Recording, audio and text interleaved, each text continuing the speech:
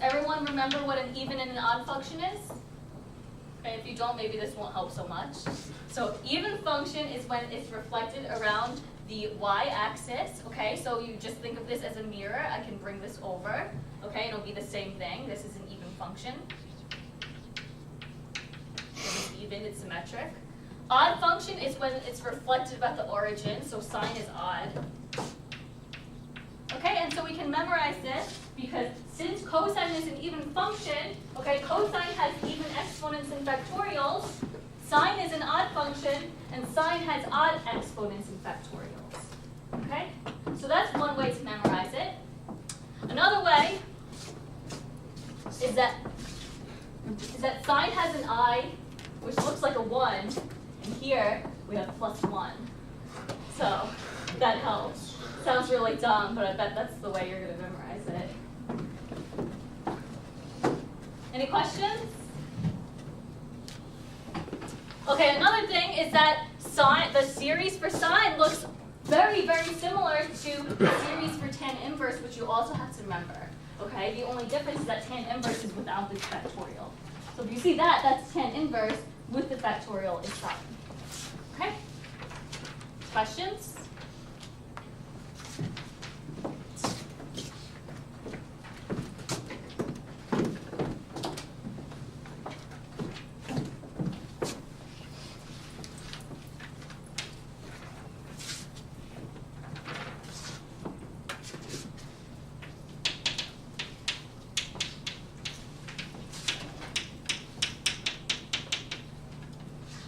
So there was a typo in the notes. It should say about x equals 0. It didn't specify.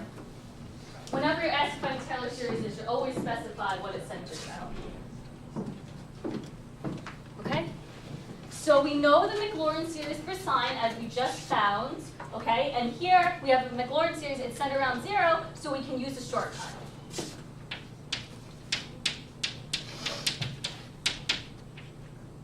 Okay, so we have sine x equals the sum from n equals 0 to infinity, negative 1 to the n times x to the 2n plus 1 over 2n plus 1 factorial.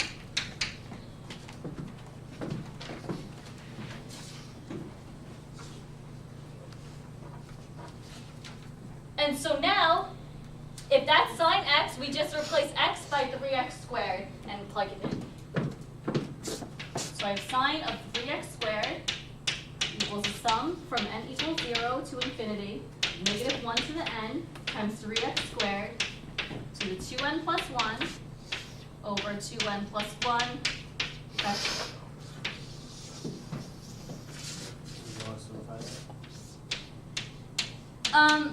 So in this case, if you try to simplify, it would actually just get messier because you have 3 to the 2n plus 1 times x to the 4n plus 2.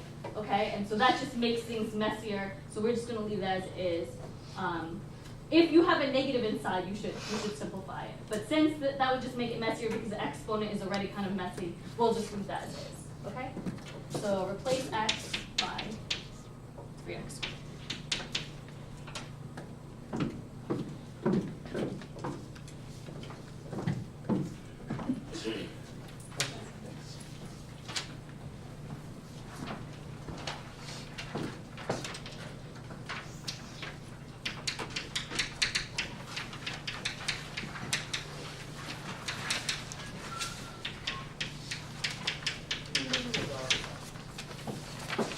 Questions?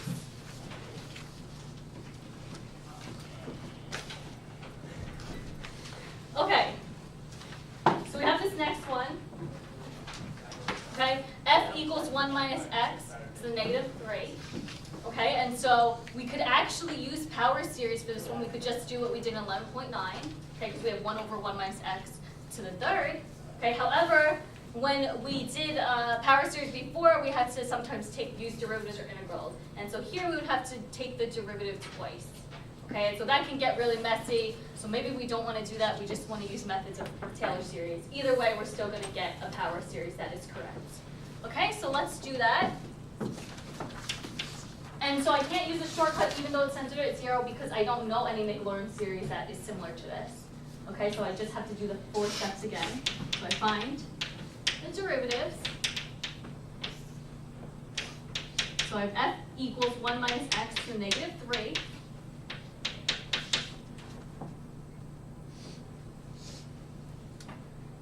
And so now I find f prime. So what is f prime? 3 times 1 over 1 minus 6, right? Do I have a negative or do I not have a negative? No negative. Right, because when I take the derivative of the inside, I get negative 1. So I'm negative, then I bring down the negative, negative 3 times 1 minus x to negative 3. So don't forget to take the derivative of the inside. And these become positive.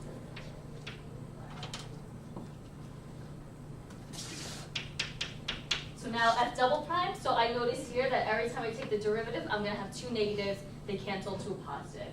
Because here I take the derivative of the inside, which is negative, and I bring down the negative 4. So that just becomes 4 times 3 times 1 minus x to negative 5.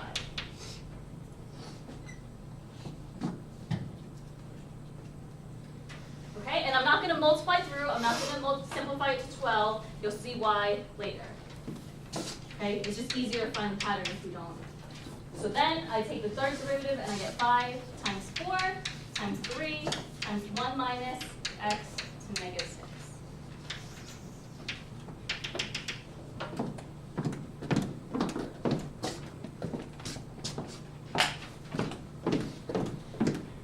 Do you recommend never multiplying through when it comes to numbers like that?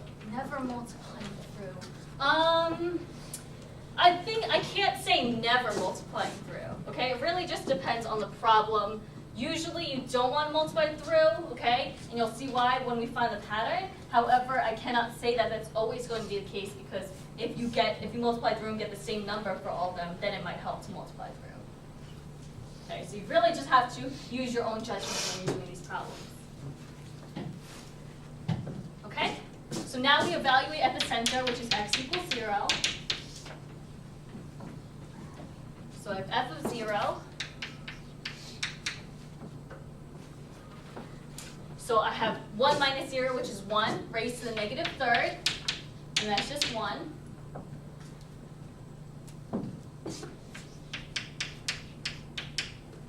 F prime of 0, okay, so now I plug 0 in. I have 1 to the negative 4, which is just 1, so this just gives me 3.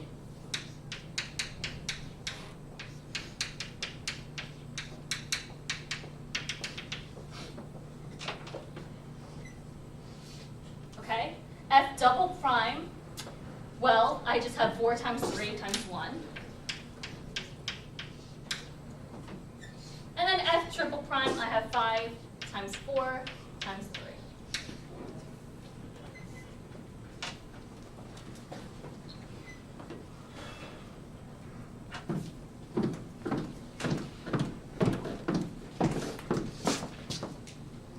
Any questions? Okay, so I think I'll stop there today and I'll finish this example on Friday.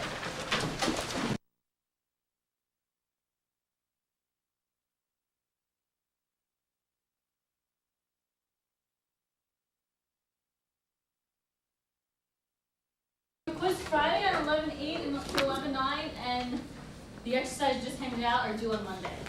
Okay. So let's continue with Taylor and Maclaurin series. Okay, so we are on this example, right? Yeah. Okay.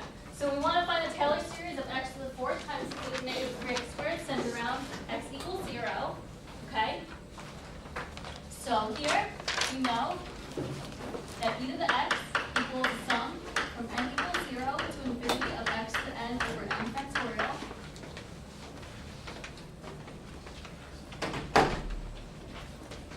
And so now what we want to do is forget about the x to the 4th for now.